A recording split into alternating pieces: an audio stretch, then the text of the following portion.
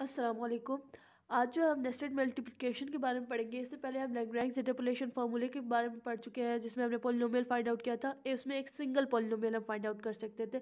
फिर हम जो है कहते हैं आगे हमने फिर चूँकि हमें कहते हैं एक सिंगल पॉलिनोमियल पे हमारा गुजारा नहीं था, हमें एक से ज़्यादा पॉलिनोमियल्स फाइंड आउट करने थे कि फंक्शन के। तो हमने क्या किया, हमने न्यूटन्स पॉलिनोमियल से कहते हैं हमने फाइंड आउट करना शुरू कर दिए। बट फिर जो है कहते हैं न्यूटन्स पॉलिनोमियल जो था वो भी कहते हैं इतना वैलिड नहीं था तो वैलिड ही, बट उसी को थोड़ा सा रीन्यू किया गया नेस्टेड मल्टीप्लिकेशन की फॉर्म में। वो क्या कहता है कि अगर n जो है फिक्स्ड हो, ठीक है ना, n फिक्स्ड हो और आपको एक ही पॉलिनोमियल बार बार इवेल्युएट करना हो, बार बार उसको कहते हैं नए तरीके से लिखना हो, तो कैसे लिखेंगे? उसके लिए आप नेस्टेड मल्टीप्लिकेशन यूज़ करेंगे। ये जो है कहते हैं एक तरह से न्यूटन पॉलिनोमियल्स को हमने कहते हैं एक एडवांस्ड फॉर्म में लिखा है, ठीक है ना।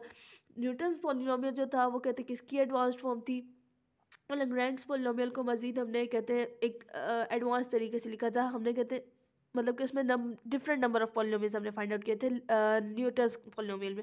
बट नेस्टेड मल्टीप्लिकेशन में हम कहते हैं एक ही पॉलिनोमियल को, जैसे तो मैंने p3 लिया है, इसको हम नई तरह से रीजनरेट करेंगे। कैसे करते हैं देखिए, कहते हैं ये जो है ये किस तरह कहते हैं, मैंने न्यूटन्स पॉलिनोमियल का फॉर्मूला लिख दिया, a naught plus a1 into x minus x naught plus a2 into x minus x naught into x minus x up to so. ये वाला इधर कहते हैं पहला फॉर्मूला दिया न्यूटन्स पॉलिनोमियल का, ठीक है। उसके बाद जो है मैंने इसको डिसेंडिंग ऑर्डर में अरेंज किया कि कहते हैं जो सबसे बड़ी टर्म थी उसको सबसे पहले लिख दिया। इस तरह उल्टी तरीके से कही a3 into something and plus a2 into something and plus a1 into something and plus a0, ठीक है ना, ये मैंने लिख दिया।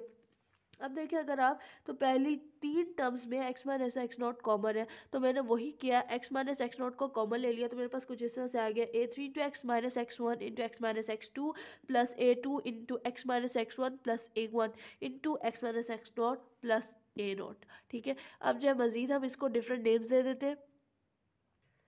चलो जी, मैंने जो है कहते हैं मज़ीद इसको सिंप्लीफाई कर दिया। अगर आप इस पॉलिनोमियल में मज़ीद कहते हैं अगर आप कॉमन शॉमन लें तो वो क्या होता है, पहले आपने एक्स माइनस एक्स नॉट निकाला था। अब जो है अगर आप देखें तो a3 और a2 में जो है क्या चीज़ कॉमन है, x minus x one common है, तो वही मैंने किया a3 into x minus x two plus a2 और कॉमन आ गया एक्स माइनस एक्स वन, ठीक है। आगे लिख दिया प्लस a1 होल कहते हैं आया into x minus x naught plus a0, ठीक है ना। अब जो इनको नेम देते हैं, सबसे पहले मैं a3 को नेम दे देती हूँ। a3 को किसके इक्वल कह देती हूँ, s3 के इक्वल है, ठीक है। फिर जो है आपके पास S2 जो है वो किसके इक्वल होगा, S3 इंटू कहते हैं x minus x two plus a2 के इक्वल है, ठीक है ना। ये वाली जो टर्म है ये S2 के इक्वल है। फिर जो है अगर आपने S1 फाइंड आउट करना है तो S1 के लिए S2 into x minus x one plus a1, ठीक है ना, ये आपके पास S1 है। और अब जो है कहते हैं S0 फाइंड आउट करना है, तो ये वाली जो पूरी टर्म है ये आपके पास क्या है, ब्रैकेट जो फुल कहते हैं बड़ी ब्रैकेट के अंदर जो है वो क्या है आपके पास S1 into x minus x naught plus a0, तो ये जो है आपके पास S0 आ गया। तो ये इस तरह से आपके पास फार्मूला बनता है और इसको जो है हम लोग नेस्टेड मल्टीप्लिकेशन कहते हैं, ठीक है ना, या नेस्टेड पॉलिनोमियल्स इससे आप बनाते हैं, ठीक है। मज़ीद इसको मैं आपको एग्जांपल से भी कहते हैं आपको बता देती हूँ कि किस तरह होता है। अब एक न्यूटन्स कहते हैं ये जो नेस्टेड मल्टीप्लिकेशन इसकी एक एग्जांपल भी कर लेते हैं।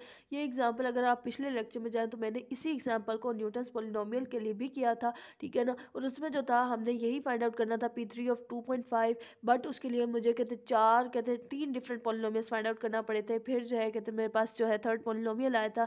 थर्ड पॉलिनोमियल आने के बाद जो है फिर मैं कहते हैं उसको उसमें 2.5 पुट किया एक्स की जगह पे, तो तब जो है मेरे पास कहते हैं वैल्यू आई थी, ठीक है। जबकि यहाँ पे जो है आपको क्या कहा गया, आपको डायरेक्ट कह दिया गया कि आपने थर्ड पॉलिनोमियल फाइंड आउट करना है। इनको पता है क्योंकि कहते हैं नेस्टेड मल्टीप्लिकेशन में हम कहते हैं किसी भी फिक्स्ड वैल्यू के लिए हम पॉलिनोमियल फाइंड आउट कर सकते हैं। किसी भी कोई भी कहते हैं 14 पॉलिनोमियल आप फाइंड आउट करना चाहें वो भी आप फाइंड आउट कर सकते हैं, बिकॉज ये नेस्टेड मल्टीप्लिकेशन की कहते हैं डेफिनेशन कहती है कि एन जो है वो फिक्स्ड है, यानी कि किसी भी फिक्स्ड नंबर के लिए आप कहते कर सकते हैं। ज़रूरी नहीं कि आपको कहते हैं ऑर्डर से चलना पड़ेगा, पहले फर्स्ट पॉलिनोमियल फाइंड आउट करें फिर सेकंड फिर थर्ड, इस तरह नहीं है। इसमें जो है आपको कहते हैं जो आपने फाइंड आउट करना है पॉलिनोमियल, जो नंबर आपने फाइंड आउट करना है वो आप डायरेक्ट फाइंड आउट कर सकते हैं। अब जो है इसको हम कहते हैं फाइंड आउट करते हैं। चलिए जी, आगे जो है कहते हैं इसका सॉल्यूशन है इस क्वेश्चन का।